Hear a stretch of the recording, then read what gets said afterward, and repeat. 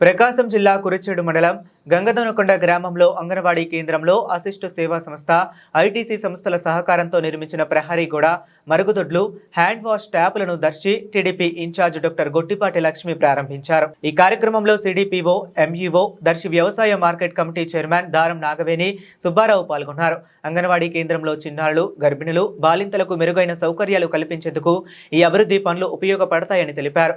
అనంతరం అంతర్జాతీయ పర్యావరణ దినోత్సవాన్ని పురస్కరించుకుని అంగన్వాడీ కేంద్ర ప్రాంగణంలో మహిళలతో కలిసి మొక్కలు నాటారు. ఈ సందర్భంగా డాక్టర్ గొట్టిపాటి లక్ష్మి మాట్లాడుతూ ప్రకృతిని పరిరక్షించడం ప్రతి ఒక్కరి బాధ్యత అని అన్నారు.